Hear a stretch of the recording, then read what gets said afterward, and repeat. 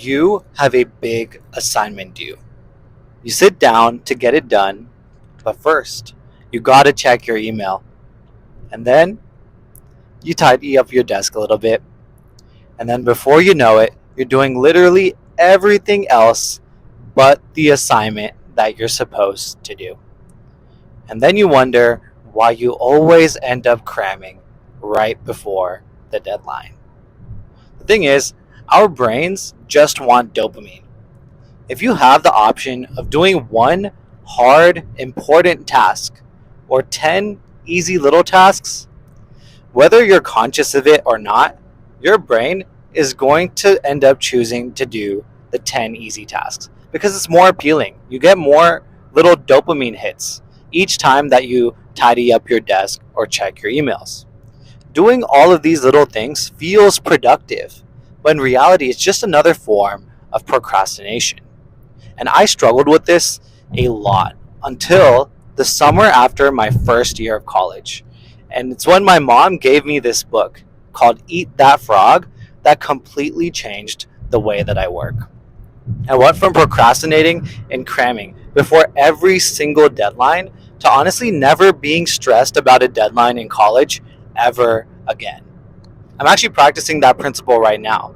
Instead of procrastinating on these videos, I'm recording them on my road trip right now to keep up with the upload schedule that I'm doing. And the principle from this book is going to sound weird, but let's think about it.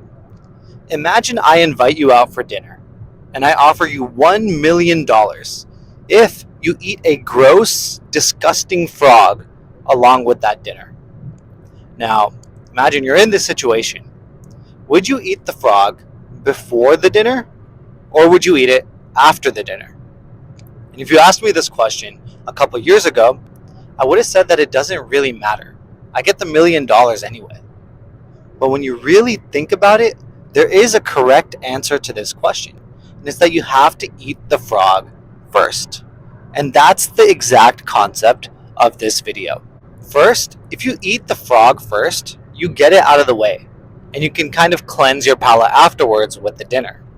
And second, if you save the frog for later, you're not going to enjoy that dinner. You'll keep thinking about the frog that you have to eat after, and it's going to interfere with your ability to enjoy the dinner. It's the same principle why your parents told you when you were a kid to eat your vegetables first so that you can enjoy the rest of your food after. And same reason why we always eat dessert last. In fact, you'll probably enjoy that dinner more after eating the frog because you'll appreciate how nice it is to have good tasting food. Another way to imagine this is to imagine that you're a lion. And you have two ways to capture your food. You can either eat mice, which are very small but easy to capture, or you can go for an antelope, which is large but very hard to capture. And if you know anything about animals, you'll know that lions eat antelope, not mice. And it's for a very good reason.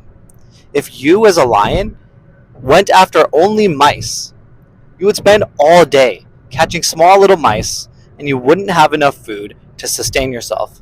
You'd end up starving and dying. But instead, if you went for an antelope, you might go days without food.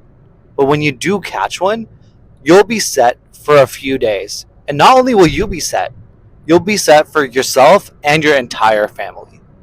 And the same principle applies to us and our work.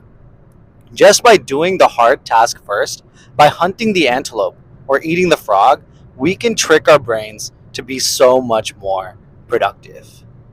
That's it for this video, and I'll see you next time.